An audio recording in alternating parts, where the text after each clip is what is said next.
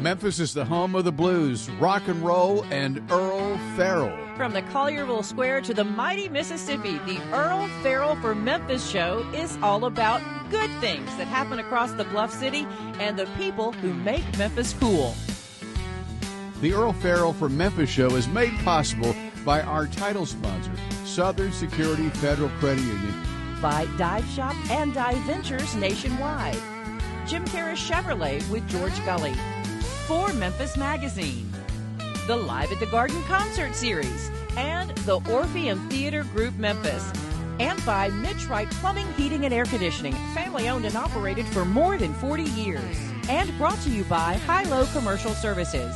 Thank you to all the sponsors for making this possible. And now, coming to you from Lansky Brothers, Clothier to the King, inside the world-famous Peabody Hotel with the heart of a cowboy and Memphis in his soul. Ladies and gentlemen, here's your host, Earle Farrell. Well, welcome to the show. Obviously, I am not at Lansky's today. I'm at my home, and Rob and Beth Shaver are at their home downtown at the old Rivermont Holiday Inn, now known as the River Terrace? The River Tower, Earle. River RT. I'll remember that. I just always know it as the old Rivermont Holiday Inn. Like the new bridge is still a new bridge, and it was built in 1973. How have y'all fared through this ice storm? Well, it has been quite a challenge for us because we keep getting letters, emails from the managing agent talking about keep your water faucets dripping. There may be a problem with the heat. We got to get the plumbers out because the valve's broken or something like that. But we are doing really well. We have heat, we have hot water, we have power, and now we have the Earle Farrell show from our living room. Well, of course, everybody knows Beth and Rob helped make this show possible. We couldn't do it without them. But we had to separate today. In fact, we didn't even do a show on Monday, but we wanted everybody to just kind of let them know that we're all okay. I had some excitement here this morning. In fact, we've got some shots of what happened about 6:20 this morning. The cover over my deck collapsed. It's a tin roof with big support beams, but several thousand pounds of ice was too much for it. And I was sitting inside watching Fox 13 when I heard a cracking noise. The next thing I look out my window, the same view you're looking at there, and I see my roof is gone. There's a lot of ice. In fact, the chair that I normally sit in when I'm out there, which is usually every morning, every afternoon, is crushed along with my table and chairs, my heater, my television, everything that was under that roof is now destroyed. It was just too much weight, and it's happening all over. I saw some video of the docks at Lindsay's Resort over in Arkansas. It was totally crushed. A lot of people have covered arenas for their horses, for training their horses in bad weather. They've all fallen down. I'm going to get up and show you. Slip and fall because there's a lot of ice still up here, and show you the deck as it is now, and you can. Whoops! And we lost him. Okay, this is what happens with Zoom. Now. So we will reestablish our signal with Earle, and meanwhile, I just want all the viewers to know that we are so happy that Earle is safe. It could have been really bad if he had been out there with his grandson or his wife or any of his family members. He would have been crushed and really, really hurt. So, Earle, we are all so very glad that you're okay and that you are not damaged. We know your house is damaged, but we know that it'll be okay because Kathy Thurman Edwards is going to take care of everything for you. Well, he's not back yet, so here's what's going to happen. We've got a fabulous interview from Boo Mitchell, and Beth's going to tell you why we're playing that today. Why are we playing that today? Well, oh my gosh, we are so proud to have Boo Mitchell on our show once again. This is a segment that we aired December 22nd, and he talks about what it's like growing up as Willie Mitchell's son. And Earle is going to send us that interview right now, and we will reestablish our Zoom signal with Mr. Farrell. But Boo Mitchell, we love you. Memphis loves you, and we are so very proud of you, Mr. Boo Mitchell. And actually, before we go to Boo, let's go back to Earle. Earle, are you there? There he is. Oh, we lost you. My big old fingers got on the wrong button. That'll happen. Welcome back, Earle. I was saying how happy we all are that you're okay. Yes, it is really a miracle. I've had so many comments from the pictures I posted this morning of people saying they're glad I'm still here. And I said, nobody is happier about that than me. Mrs. Farrell might be happy about it, too. I don't know. She could have already been spending the insurance money, you know? Maybe y'all can do some renovations around that place. Move to Hawaii. You heard it. Hawaii's overrated, by the way. I've never been there because I can't sit still for the flight, you know. It's expensive. It's a long flight. Just don't even go. We do have some congratulations to Boo Mitchell, our good friend, who's the owner of Royal Studio, the son of Willie Mitchell. He was involved in the Sinners movie that we just watched this weekend, which I thought was really very interesting. It was really different and very unique. It's been nominated, I think, for 16 Academy Awards and a number of Grammy Awards, which those will be on this Sunday. But let's look back at our interview just a month ago with Boo Mitchell and how he got to where he is. We have a very special guest today. We're honored to have Boo Mitchell in-house. Happy to be here. Very successful producer, engineer, recording studio genius, and a really good guy. And then one thing everybody says about you, Boo, is he is the nicest person probably in the business. Oh, wow. Thank you. But so many people are that way in Memphis, and that's why I have to have so many people on, because in this town, if you're not nice to people, they avoid you. Yeah. We're going to do a little history here. Okay. You produced a really good documentary about Royal Studio and the history of it. So I thought we'd begin with that, and then we'll get into the stories after that. But people need to know what an incredible place you go to work to every day and why it's such an important part of Memphis music history. So here's...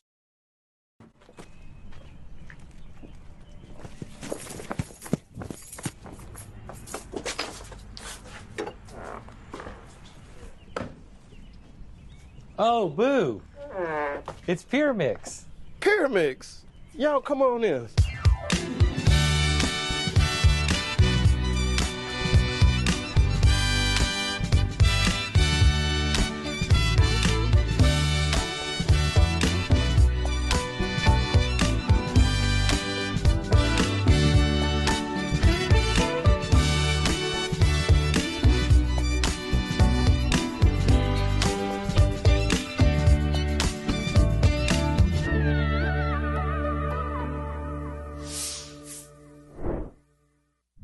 Guys, I'm so excited to introduce you to the man, the myth, the legend, my dear friend Boo Mitchell, who is the owner of Royal Studios and an amazing producer, engineer, mixer in his own right. And I want to pass it over to Boo now. Thank you, Matt. Well, welcome, Pure Mix. We are in the Royal Studios here in Memphis, Tennessee. Royal is the third oldest continually operated studio in America and the fourth oldest in the world. It's been here since 1957. It was the second commercial studio in Memphis, and how Royal got started is when the famous $1 Million Quartet photo happened, where the night that Elvis, Johnny Cash, Carl Perkins, and Jerry Lee Lewis were all at Sun Studios. And when they took that photo that night, Elvis and Johnny Cash told Sam Phillips that they were, leaving Sun and going elsewhere to record and be artists. So when that happened, Elvis's bass player, Bill Black, thought he might do his own thing. There was a producer working under Sam, Quentin Claunch, who would eventually own Gold Wax Records. He wanted to do his own thing, too, and an engineer, Ray Harris, they all decided that they wanted to start their own studio. So they got local record shop owner Joe Coogie, who owned Pop Tunes Record Store and all the jukeboxes in Memphis. They got him to buy the Royal Theater in '57, and it started Royal Studios / High Records. The parallel story is the story of Willie Mitchell, my father, who was the inventor of the Memphis soul sound. Pop got out of the Army in the Korean War in 1952, came back home, and he wanted a new sound. And he was in everybody knows Al Jackson Jr., the drummer for Booker T and the MGs, but his father, Al Jackson Sr., in the 40s had a big band, and Willie Mitchell was in that band. And Al Jr. would be tagging along, and Pop would always say, man, let little Al play, and Senior never would let him, but one night he got to play, and that had an effect on Pop. So when Pop got home from the war, he went and got Al Jackson Jr. to be his drummer, and my Uncle James on saxophone. So that sound, Pop had the most famous band in Memphis by 1954, and every Memphis musician set in with him. Isaac Hayes, David Porter, Carla Thomas, Rufus Thomas. It was kind of like a rite of passage to be in the Willie Mitchell band. So Pop wanted a new sound, and he started the Memphis soul sound, which was a few and fat horns and a small rhythm section. And he cut his first record here in 58. And Pop never liked the way his record sounded, and he wanted to engineer, but Ray Harris told him that black people couldn't touch the equipment. So Pop put up with that for a couple of years, has a meeting with Joe Coogee, and Joe was like, sure, Willie, you can engineer. So once Pop started engineering, the sound changed, and he started selling more records. So here's Willie Mitchell's first song recorded here that he didn't engineer.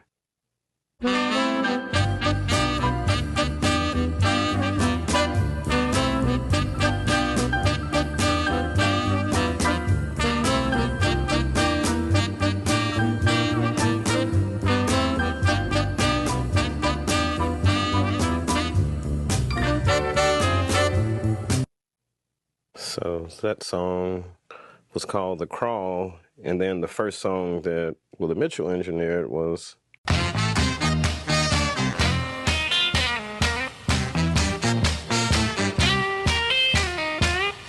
So that song is called 2075. So Pop's sound basically changed everything. It even changed the trajectory of Stax and Satellite, because Jim Stewart was a fiddle player, and he was one of the owners of Stax, and his sister had Estelle Axton had a son, Packy Axton, who had a bluegrass band, and they would sneak in underage to clubs where Willie Mitchell was playing, and they came and told their parents, they said, we don't want to play these fiddles anymore. We want to play horns like the Willie Mitchell band. And that bluegrass band became the Marquis, and their first song was Last Night, which sounds a lot like the first Willie Mitchell song that I played. So once Pop started engineering, he started altering the room. You can hear the evolution of the sound of this place. Here's a record that was made a few years later.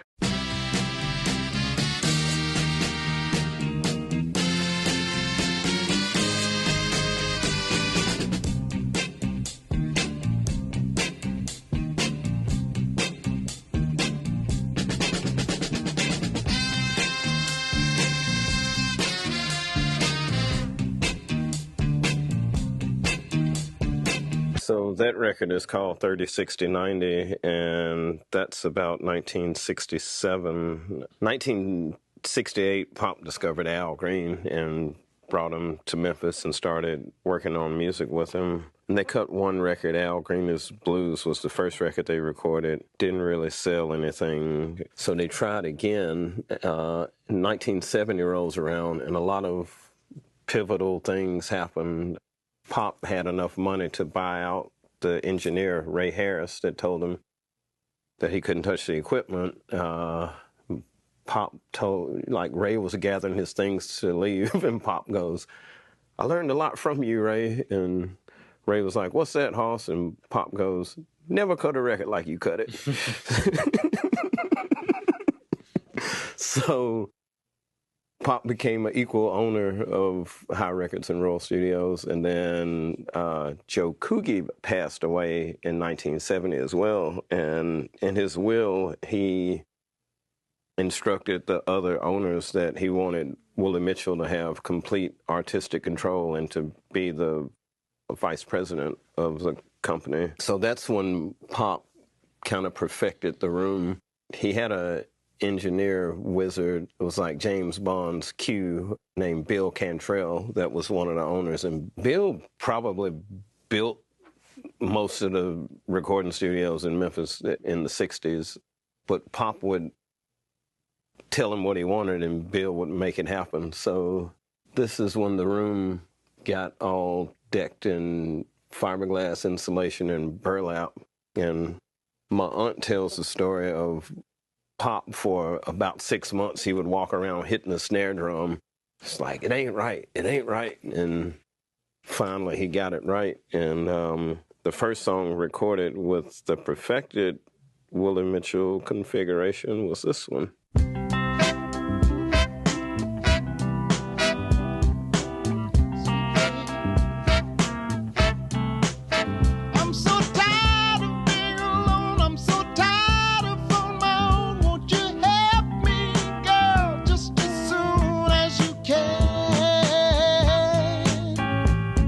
That's the perfected room configuration. And then the next year in 71, he would make one more sonic leap in his engineering, like microphone selection. And this is the year that he discovered Al Green sounded better on mic number 9, which I'll show you in a minute. This is the Everything Perfected song.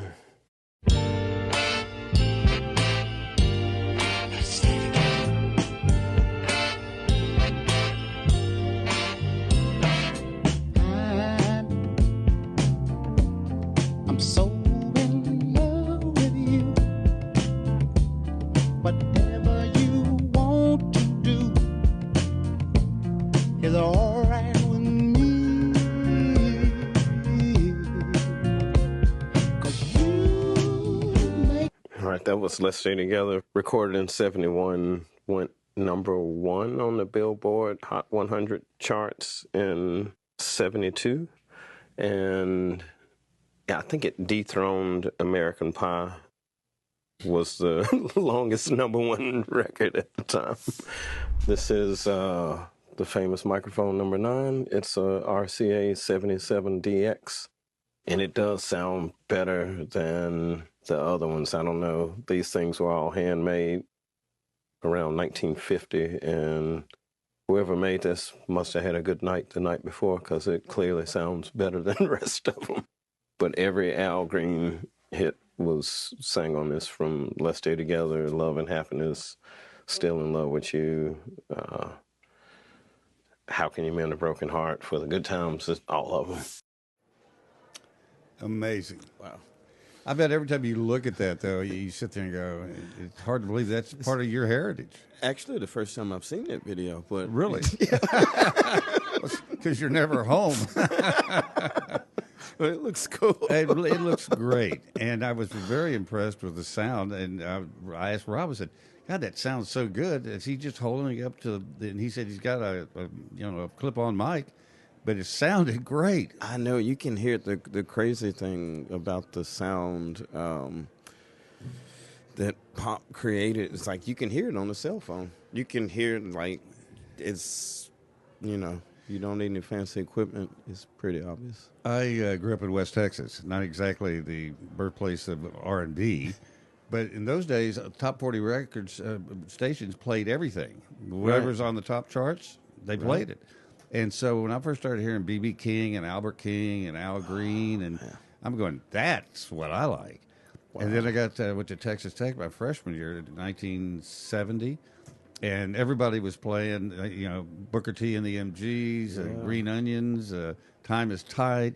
Al Green, B.B. King. And so you go to the dorms, and here's a bunch of white kids all listening to R&B. Exactly. And that's what Elvis did. He was doing black music, and he was a white guy, but he had a black emphasis on because he grew up with blacks. Exactly. But it was a totally different sound, and I just like the rhythm of it. I loved the horns. And in fact, when Uptown Funk came out, Ron Olson played it the first time I heard it in Memphis, and I went, "That is a hit." Wow. And I said, and those Memphis horns, and I called him and said, "Where was that recorded?" He goes, "Royal, right here." I said, "Well, there you are." Wow. Is that what Bruno Mars wanted, was that Memphis sound? Man, it was really, so that record was really Mark Ronson's record, and Bruno was featured on it. So, I knew Bruno, I knew about Memphis, but I didn't know how much he knew about Royal. But after working on Uptown Funk there, we've done like lots of additional things for Mr. Mars. Well, he apparently really liked you and loved recording and being in Memphis.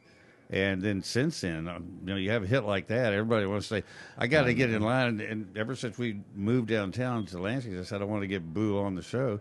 And you just about haven't been in Memphis, or you're in, but you're recording. So you've been very, very busy since Uptown. It's been a busy, definitely this year has been probably one of the busiest years of my life with travel and just projects and stuff. But I've got no complaints, just keep making music.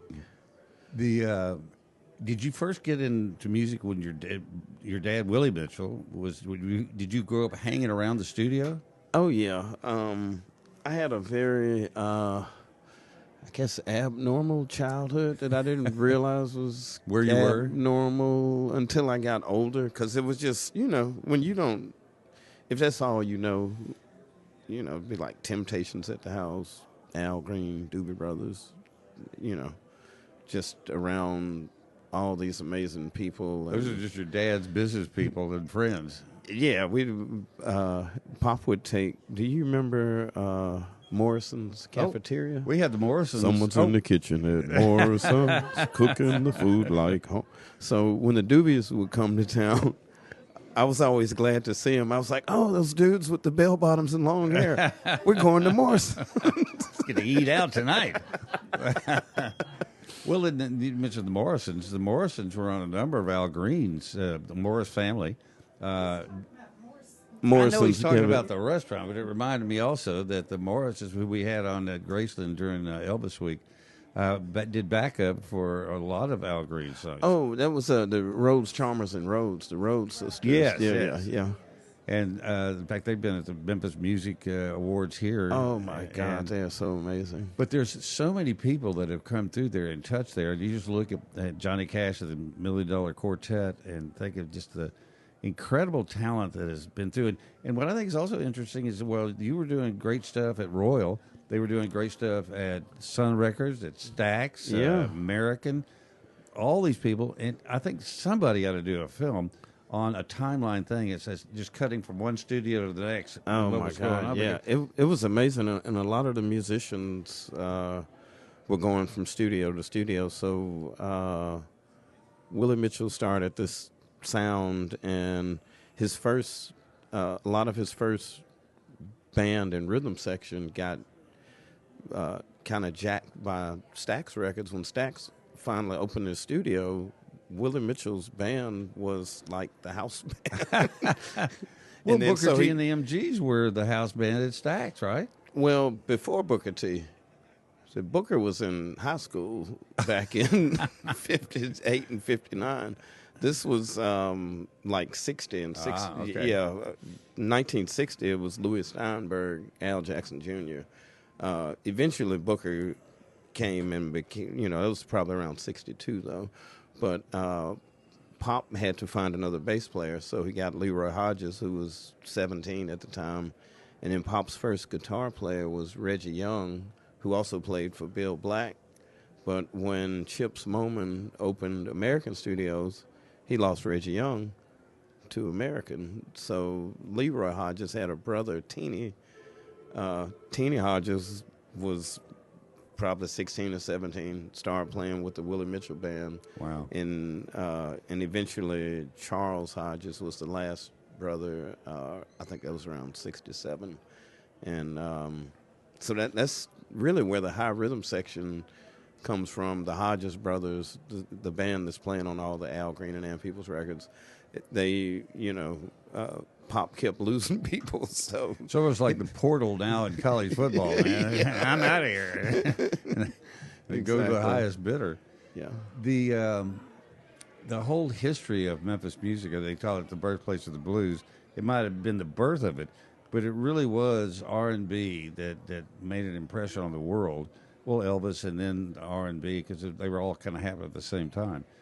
But I talked to the Barquets, and they tell me they go to Europe and places, it said there's 20,000 people at the airport waiting on them. Yeah, and it's around the world, and everybody knows it in Europe, and people that come in here, they know the history of Memphis music better than people. Better than we do a lot of times. It is so much history in all the studios, like Pop made records at Stax and American and Sun, and all the musicians, especially the horn players, went from studio to studio playing on records. And Pop did that a lot, probably up until about 69 or 70. But Memphis, we're a small town, and we're a town of individualistic thinking people and not copycat people. So the sound that was created here was because nobody was really we didn't make our music to cater to anybody. We just did what we felt, and we had an amazing musical ecosystem in those days. And I mean, we still do. It's coming back with more live players. The kids coming out of the Stax Music Academy is doing good. Fantastic, yeah. There's a lot of youth programs and music in colleges like U of M and Rhodes and. Well, David Porter has his young people that he's bringing along exactly too. With the consortium. Yeah. So Memphis music is not going anywhere. There's so many people that talk about Nashville. Nashville's so hot, and this is where it's at. And all the people I know in the music. I just left there, and last night a guy was like, "You're from Memphis." What is Memphis, Nashville to you like compared to the old days? I mean, because Elvis recorded in Nashville, Frank Sinatra. Yeah, well, Nashville had the business infrastructure, so Memphis was the original place where the talent and stuff was, and the creators and stuff. Nashville became big because of BMI. So BMI is Broadcast Music. It's a performing rights organization. They collect money for radio play for from every bar, restaurant, every out there. bar, for songwriters and publishers. Yeah. So basically, BMI was the second performing rights organization. ASCAP was the first one. Now, ASCAP wouldn't sign black writers and publishers, and the broadcasters got together and said, hey, we're playing all this music. It's not all ASCAP music. So the broadcasters literally got together and started BMI, and because it was anchored in Nashville, it drew my dad did business with BMI. You had all these records made down, all these labels, Stax, High Records, Sun. So a lot, BMI drew publishers and songwriters. And then who needs songs? Record labels and artists. So then the record labels came. So, Nashville's infrastructure is, I really think it's hinged on, the fact that BMI was there. And it's, it's 2 hours, it's 3 hours for Memphis, 3 hours for Muscle Shoals. And it was just, it was a lot of music happening. Well, it was Big Triangle. Oh, yeah. Just kind of Americana. around the horn. But I hear so many people say now that Nashville was what was going on, or these formula records, and supposedly it's country, but it's progressive country, and now the bands don't even wear cowboy hats. You know? Oh, yeah. I mean, there's some people still making, I think, real records in Nashville, but there's the cookie cutter, homogenized stuff that kind of happens everywhere, and people analyze songs and say, oh, well, this hit record had a 4-bar intro. We don't make records like that. I think there's a magic that takes place. It's got to be. God is in the room when the magic happens. That's what I call it anyway. But you can feel it. Something is different, and normally everybody feels it. Well, I was watching you during the documentary we're looking at, and when they played Let's Stay Together, you started smiling. And you smile at that music. You hear it wherever you are in your car, or some cover band does one of those songs, and you go, oh, yeah, and the whole place gets up and it goes to dance. Because it affects everybody like that, and that is a magic. Yep, it is. When your dad met Al, how did that happen? Al was, for some reason, this is the weirdest story. So Pop had a show in Midland, Texas. Right next to Odessa, where I grew up. So Al Green was stranded in Midland, Texas. Not a good place to be stranded in. I'm like, Pop, what the hell is going on in Midland? So Al had one record out called Backup Train that he had recorded in Grand Rapids, Michigan on another Northern Soul label. So he heard Willie Mitchell was coming, and this is at the height of Pop's instrumental career. He's got Soul Serenade that's on the Billboard charts, and he's doing shows in Disneyland and all these places. So Al gets in touch with Pop, and it's like, hey, Mr. Mitchell, I'm an up-and-coming singer. I've got one record out. My name is Al Green. And Pop was like, oh, you got that Backup Train record out. And apparently Pop said, man, I don't really like that record. Al was like, can I open your show to get some money to get back to Michigan? Get the hell out of town. Yeah, and Pop was like, sure. So the band learns Al's music, and they go to Texas, and Al opens the show. Pop sits in the audience, and after Al gets done singing, Pop says to him, man, you got a great voice. If you come back to Memphis with me, I can make you a star in 18 months. Wow. And I think Al's initial response was, that's too long. I can't wait that long. I need money now. So Pop says, okay. Pop does his show, and then after his show, I think some of the band was, trying to get Al to go back. Everybody except Teeny. I don't think Teeny really liked him at the point. But so Al, he gets on the bus and goes back to Memphis, and it was literally about 18 months when they got their first hit with Tired of Being Alone. Amazing. What did your dad hear in his voice? Just the range that he had, the incredible range, the sweetness. Man, I think it was just the energy, and he saw some kind of potential in him. He must have had an incredible ear. I love the story about it, walking around with a snare drum and tapping it and going, it's not right, it's not right. His ear was so strong, he used to say, I can hear a rat pee on cotton. Is it legal? Sorry, we're not going to get in trouble. I think they'll let it slide. There's so much else out there that's always worse. The history there is really cool. Ron Olson told me this story today. He said that the Beatles actually came to Memphis before they performed here. Yeah, and 64. And spent a week at Royal Studio rehearsing. Yes. And after they left, before they left, they signed the wall somewhere in Royal Studio.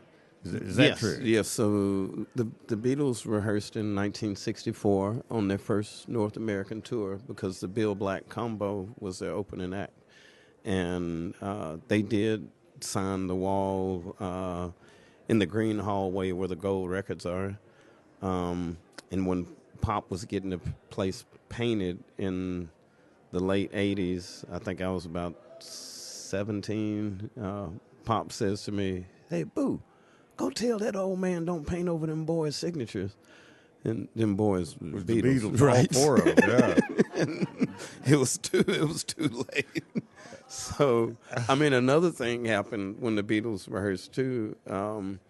Apparently, John Lennon there was an interview, and they were like, "You going to America, blah blah blah, and it's the home of Elvis. What do you think of Elvis?" And apparently, he said, "I wish Elvis would start making music again instead of these movies he's making." So I don't think Elvis liked it too much. Elvis's favorite hangout was the Manhattan Club, which was right around the corner from Royal up at Bellevue and Kerr. And so Elvis apparently got wind that the Beatles were at Royal rehearsing and comes around with his boys on a motorcycle and comes in the studio and during rehearsal pulls out his pistol and fires it in the air. And apparently everybody was pretty scared stiff, and I think the only one that said anything to him was Pop, because him and Pop were friends. Pop used to play his parties and stuff. Pop, whatever the 1964 version of, "Dude, what the hell are you doing? Put that up and get out of here." It's probably a little stronger than that, FCC. Well, Elvis was not good at taking criticism, and I don't think that was really necessarily a bad thing to say to him, because what I think John was saying was, we love your music, your talent, Right. and why don't you spend more on that and entertain us and do some great stuff instead of making girls. I think Elvis was having fun with girls. Probably having fun. There's another story, I don't know if you're familiar with this one, where the Beatles actually flew into Walnut Ridge, Arkansas. Their manager evidently had access or owned some land in Missouri, and the plane they flew out of L.A. on, there wasn't an airport large enough for them to land anywhere around this ranch, so they landed in Walnut Ridge. Oh, wow. Which is on the east side of Arkansas. Oh. And somehow word got out, and they were keeping on the QT. They said, "Don't tell anybody." Well, you say that in a small town. Everybody's told. They land. There were like 20,000 people at this abandoned airport strip that they landed.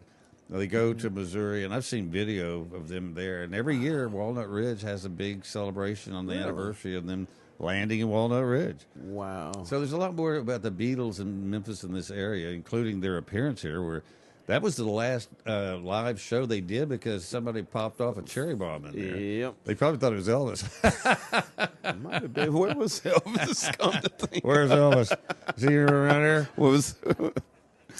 So it's just so much of the history and the people, and I was so fortunate to have met so many of them. You're talking about Isaac Hayes, Johnny Cash, Jerry Lee Lewis, and Carl Perkins, one of the nicest human beings I ever met. Yeah, just sweet, incredible. Sweet guy. You were born in Israel. No, I was born Europe. in Memphis. Okay. I just went to Israel. I just got back from Israel. Yeah. And again, I've been there 2 times. Well, that's not like being born there, though. It's not like being born. Because I noticed your Star of David that you're wearing. Oh yeah. And how was Israel? Israel was great. I went for the second time the most recent time I went a couple of weeks ago.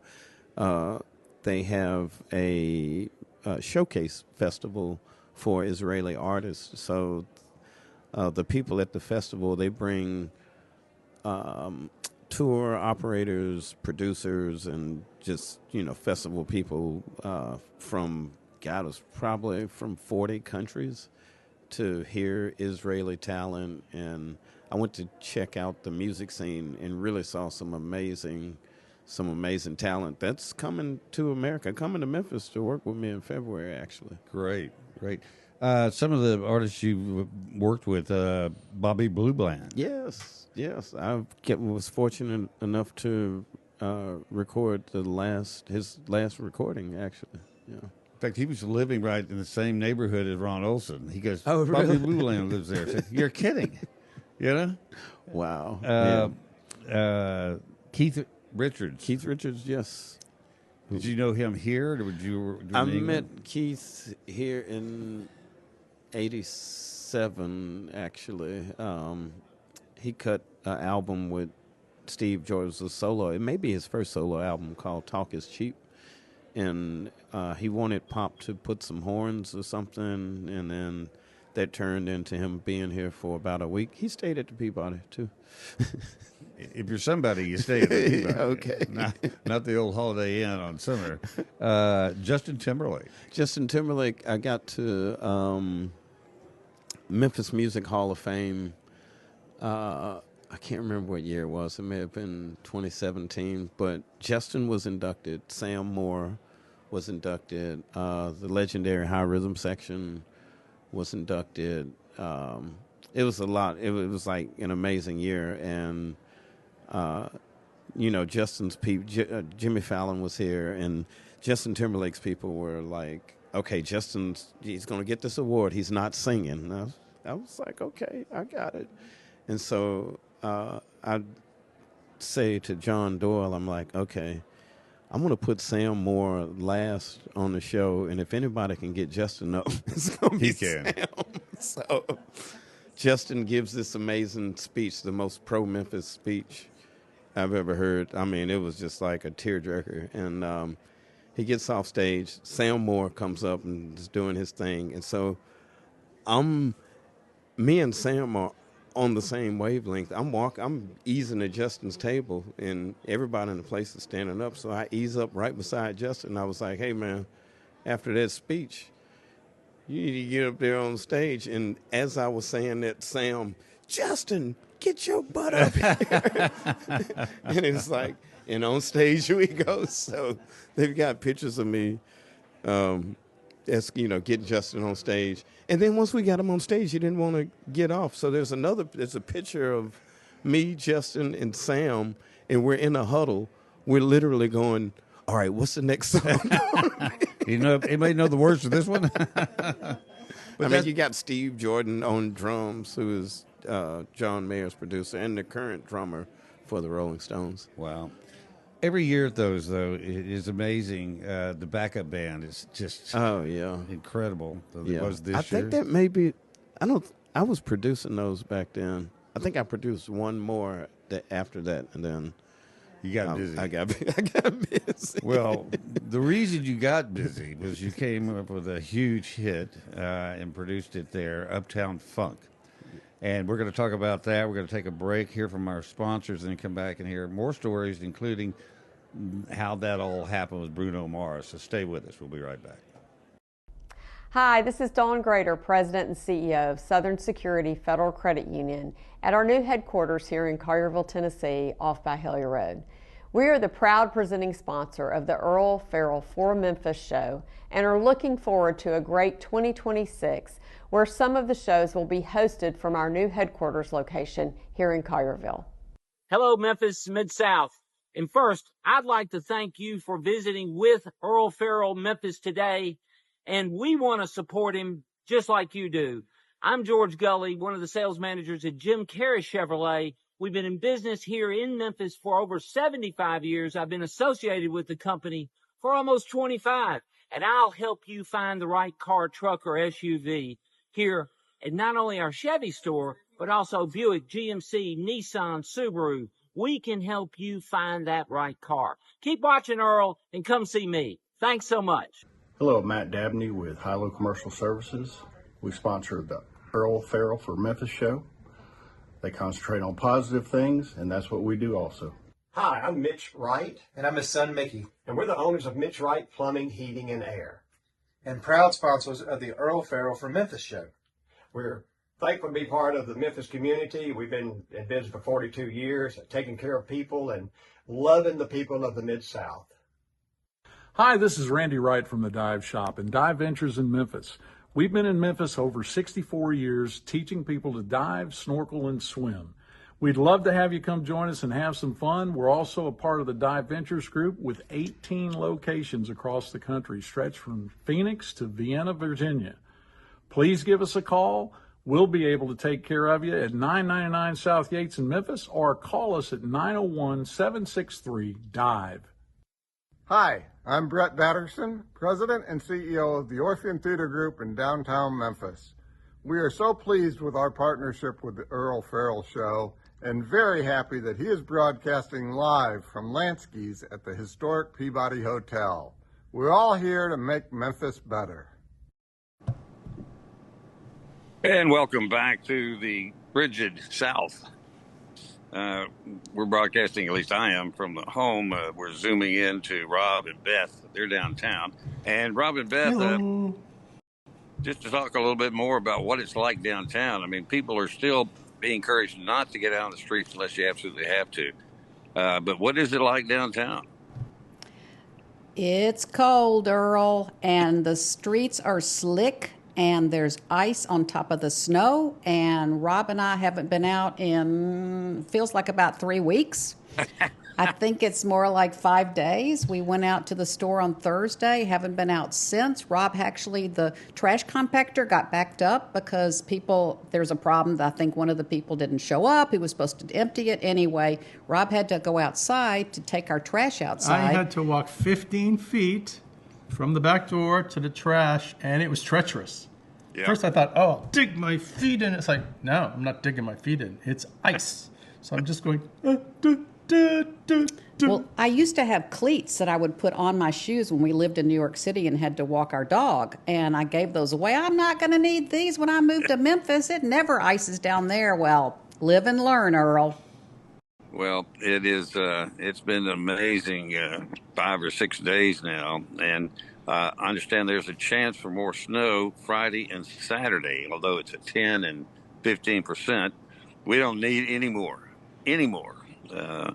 But it is February, nearly February, so this is the time of year we get that kind of stuff. But I appreciate y'all putting this whole thing together so we can get in touch with all our podcast viewers and let them know that we're okay. And most of us are here. Oxford and the Nashville area really devastated, and our prayers and thoughts are with them. I think so far 60 people have died in connection with this winter storm, so it's been very, very dangerous, and everybody just needs to still be very, very safe and eat up all the leftovers you got before you try to venture out. Well, I had a doctor appointment tomorrow, and the office manager called and said, "Are you interested in coming to see the doctor?"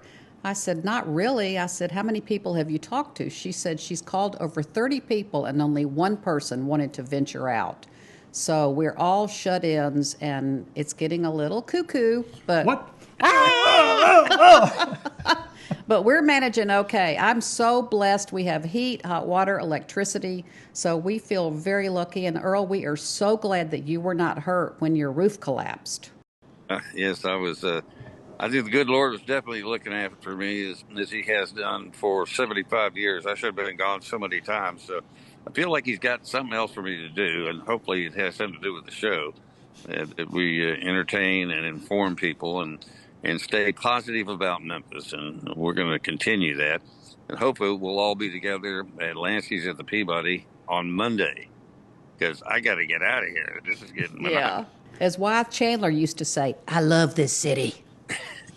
I love what? Who said that? He was a former mayor. Oh, I love this city. I love this city. He used to be on the Rick Dees show. He goes, "Thank you, Mr. Dees." So he was kind of a cast member of the Rick Dees show years and years ago when I first got to Memphis, as a matter of fact. Well, I'm going to get out of here before the sun goes down because it's going to get very cold out here. Y'all stay safe, and thank you, everybody, for tuning in, and we'll see you on Monday, hopefully. More Boo Mitchell coming. Yeah, we're going to play the second half of the show where we interviewed Boo, and that lasts about 20 minutes, and then we'll be out of here. All right. Thank you for putting all this together, Rob and Beth. You betcha. Absolutely. Bye-bye. In studio with us today is Boo Mitchell, the owner of Royal Studios, son of Willie Mitchell, an incredible artist and producer and musician himself. In fact, I told Boo the other day that his dad used to play at my restaurant bar, Sleep Out Louie's, downtown. And I thought, think we could get him? I said, well, it ain't going to be cheap. I said, I was trying to get people to hang around on Friday nights because everybody would leave after happy hour and go to some place to hear music, live music. I said, that will bring them in. So we used to charge $5, and your dad started playing. They were charging $10 a head to get in, pack the joint, But it was just I pinched myself and I looked back on it and seeing him up there playing the horn, and then I think he had 2 other band members there, and it was like you move to Memphis, you don't know anybody. A few years later, you got a bar here that's the hottest bar in town, and Willie Mitchell's playing there, and wow. But it was just the Green Machine was on Beale Street back in those days, Herman Green, and I got to meet all these people. Who were some of your favorite artists that not just great, but people that were really good people and treated you right? Man, some of the my favorite people to have worked with. One is Boz Scaggs. Oh wow! Really fine human, just the sweetest guy in the Texas world. Boy. Yeah, he's really good guy. Boz, Melissa Etheridge, Bruno was absolutely amazing. Mark Ronson, as a young producer, I think he actually reminded me of my dad. You know what I mean? Like working with him was the closest thing that working with Willie Mitchell. God, there's so many. There's BJ the Chicago Kid. There's Bobby Rush is, oh my God, one of my all-time favorites. Miss Carla Thomas. Yeah. Rufus was always. Oh man, Rufus. He was more of like a disc jockey when I was here, but then you look back at all the music he did, but everybody that is in the business and lives here in Memphis is very approachable. I mean, it's not like L.A. where they got throngs of people hanging in, and people in Memphis are so cool about it. They just go, "Hey, Elvis, how's it going, man?" I walked out of the studio here when Ringo was here doing the $1 Million Quartet. And people just go, "Hey, Ringo," like they see him every day. Right. Isaac Hayes at Whole Foods. Yeah. You know. Isaac, what's happening, man? But that's what's great about Memphis. I mean, it just kind of takes everybody, if they like you, they'll say hi. If they don't like you, they just won't say anything to you. Yeah, and Memphis has this, because it's like a town, I think it has a disarming quality for these famous people. It's a comfortable, it's like a chill vibe. I mean, when we were recording Uptown Funk, I'd be like, "Where's Bruno?" It's 4:00 in the afternoon. He's sitting on the steps, on the front steps, and people are just walking by and talking I'm like, to "Dude, get in here." Yeah. We're trying to work here. Yeah. I'm going to get into Bruno here in a second and how he came up with that name, the name Bruno, because that's a good story. But the other part is, how did you come up with Boo? Where did Boo come from? Oh, I didn't come with it. My aunt nicknamed me Boo. So I was born at Methodist Central, and there was a club. It's like a spinning spherical thing right next door to it. And apparently Little Richard was playing the night I was born. And my grandmother and my aunt Yvonne were at the Little Richard show. So I was born about 3 in the morning. So they left that show, come to the hospital in their sequin dresses. And back in those days, they kept all the babies together behind the glass like puppies. You know, and you go to the one, you like, "I want to see that one." Mine?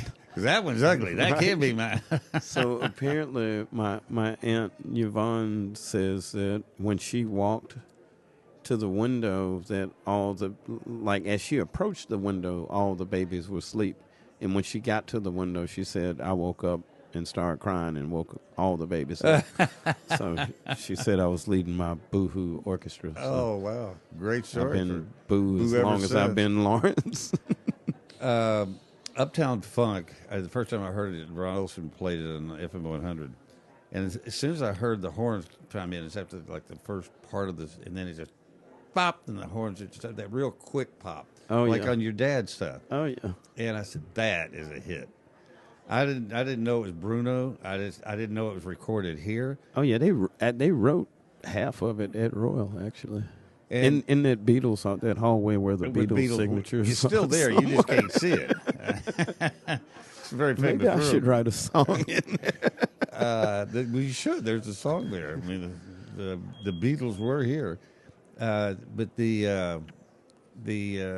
when somebody like, did he call you? How did that whole thing come about? So it started with the producer, Mark Ronson, was doing a producer album, kind of like Quincy Jones used to do. He'd do these albums, and then his friends or artists would be the vocalist or whatever. So that's what this was, and it was a bit of a concept album. Mark was... I got that gig because Mark was auditioning singers. Him and his producer buddy, Jeff, they decided to rent a car in New Orleans and to drive up the Delta from New Orleans to Chicago to find the next soul singer. So they actually found a girl in Jackson, Mississippi, who's on the album, and that's why that lyric is in Uptown Funk. But anyway, they got to Royal, and I had some people. I didn't really know who they were at the time. I didn't get the names right. I just knew some producers were auditioning singers. So I had some singers in the studio, and when they came in, I was getting their name. I was like, wait, that's the Amy Winehouse dude, and this other guy produces Kanye West. And, Mark really freaked out about Royal and how we still had Al Green's microphone and, the same organ that's been on all the Al Green records. MP3? What do you call it? Oh, no, it was a B3, Hammond B3. B3, yeah. But anyway, we had all, so he freaked out about the artifacts, and he was like, man, we got these people here, we should listen to them sing. So people sang, and afterward, Mark was like, man, I want to make my album here. Wow. And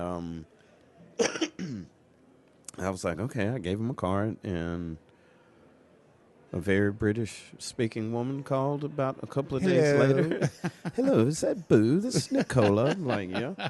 And 2 weeks later, Mark Ronson shows up with a lot of people for an 11-day session. And that first thing, he had Trombone Shorty, Willie Weeks, Kevin Parker, who's Tame Impala.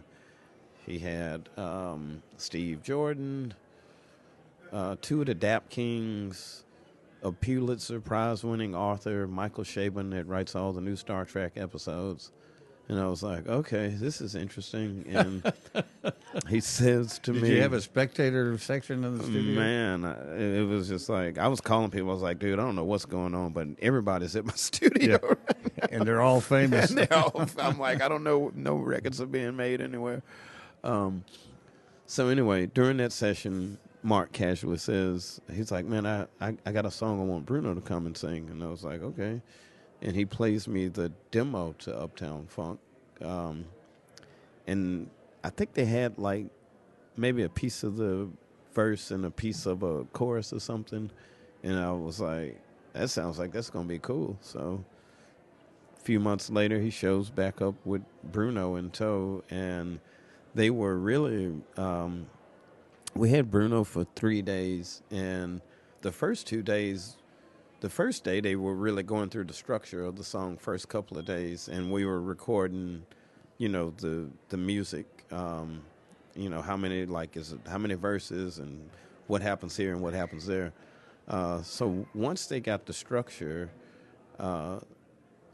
Sunday night they started working on lyrics, and my Aunt Yvonne, who named me, had cooked them this soul food dinner, right? It's a thing we do when an artist has been there for a while. We'll kind of break the ice, meet the family. And Bruno loved the dinner, and he actually got my aunt and my sister and my daughters to sing on another song that's on the album. If you listen to the album, the song that comes on before Uptown Funk, all the ladies in it's called Feel Right. But anyway, they started writing the lyrics to Uptown Funk, and it's Sunday night. Monday morning, Bruno's got a 8 a.m. plane to catch. So about 4 a.m, they run out of booze, right? So it's like, oh, man. Now, this happened Friday, but it was Friday, so I went to Beale Street, got him a bottle. Actually got him a bottle from Jimmy Issues, I think. But Sekisui. But anyway, I'm like, oh my God, it's got to be some booze in Somewhere. Pop's office. Yeah. So Pop had been gone for about 4 years at that point, and I hadn't touched anything in his office. So I go to his office, I open the door, and next to his trustee Grammy Award is a bottle of Four Roses bourbon. This bottle is signed in gold by the distiller. Wow. It's like number 8 out of 100 or something. And, because Jerry, I don't know if you know Jerry Williams, but he had connected me with the Four Roses people like a couple of years prior or something. And I met the distiller and Wow. showed him the studio, and the guy, gave us a bottle. And I just looked at it. I was like, sorry, Pop. I had to take one for the team. We could use it tonight.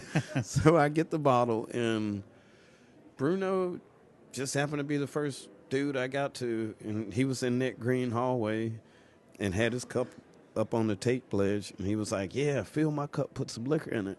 I was going to ask you where that line came from. It came from that. Wow. And pay the check, get the limo. I mean, were all those, that whole sequence written right here? Man, a whole lot of that, yeah. The Smoother Than the Fresh Jar, Skippy, Too Hot, Dragon, yeah. What was your first indication this was a hit? When I heard it. You're like me. I said, that's a hit. Is it always that way? I mean, you never really know. The business is so funny. I mean, because there's a lot of records that, some of my favorite records, but never really that I worked on that made it, they didn't win any Grammys or have huge commercial success, but I love these records. And Uptown Funk was the same thing. I love that record. I was like, man, there's something about this record that's cool. So, I had no idea what would be the single on the album. So after we recorded it, a few months later, that was in May, so probably like late November, I'm driving home 4 a.m. Uptown Funk's on the radio, and I'm like, oh my God, it's the record. And I'm listening to it, and it's kind of before they made a shorter radio edit, and they were playing like the album version, and I was like, oh man, it's too long. They're never going to play it again. Every once in a while, something happens to your life. You go, this is a milestone in my life. Oh, yeah. And in music. So immediately when people started hearing it, was everybody like me? Man, I think so. It went number 1, and it still didn't hit me, right? Because I'm like, oh, okay, it's number 1. I'm like, well, I've had some number 1s before. And then after about 6 weeks, I'm like, it's still number 1. I'm like, And I don't have it every day. I think I played it I was given like a tour or something to the University of Memphis students or something. And it was like, what you worked on? And I played it, and I remember their reaction. It scared me. I was like, whoa, because they all started like dancing? wiggling and dancing. I was like, you can't. I was not. like, damn, this song might be something going on. We were all sitting here watching the video. I'm moving. I'm looking over. You're moving. You're playing the guitar. Rob is moving. It was just one of those, right? It was. It's such a good record. It's funny because when Uptown Funk came out, the music business was at its lowest point for like 20 years or something. It was like record sales were at the absolute lowest. And when that record came out, it just changed everything. I mean, it's historical for Memphis because it's the first record made in Memphis to actually win the Record of the Year Grammy. And we haven't had a record even nominated since Shaft. Wow. And I believe that was 72. So it's a big deal. It's like kind of crazy. It's kind of crazy. I'm the only Memphian with a Record of the Year Grammy. And you think, I was just doing it, but I think that's what happens in life. You're sitting there minding your own business, and all of a sudden greatness comes. Exactly. And you just got to be, you got to be prepared for it, and I think recognize it. But definitely, you have to be. I was prepared. But the thing is, how old were you when that came out? Oh God, let me see, 2014. Oh my God, you're gonna make me do complex math. Carry the 81, zero. Hang on.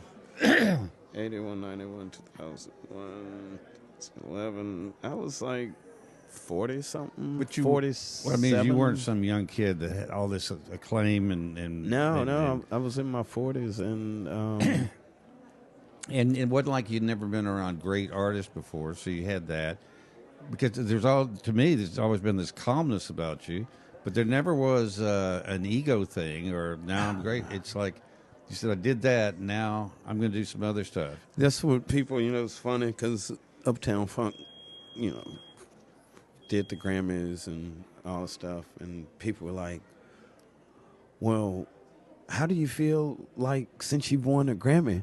I was like I need another one?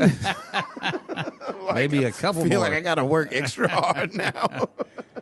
But what I'm saying is you were mature. You'd been around a lot of things in the music business. You'd seen people hit one and never do another one. Right. But the thing is, because I just turned 75, and one thing I've learned in my life is it's all part of the journey.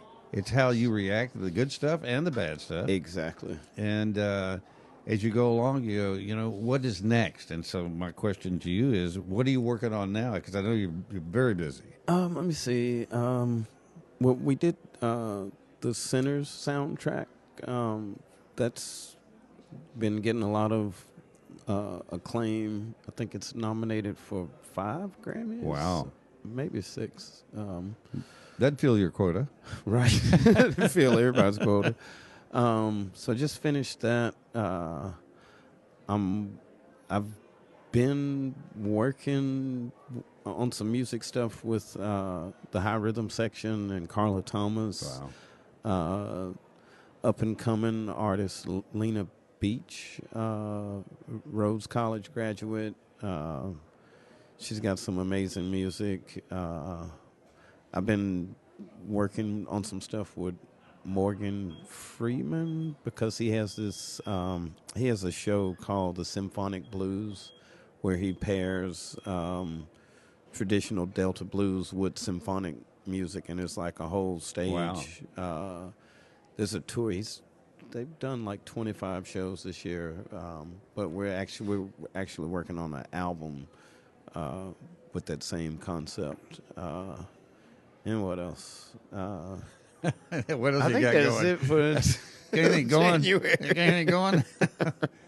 Well, I'm so glad you came on because people always want to know what people are really like. Oh, wow. Thank you. And I think I wanted them to see what you're really like, and because I see it, and a lot of people when you go places, one thing I like about Hal and Julie here is they treat everybody the same. They treat you exactly the same way somebody from Great Britain they don't know.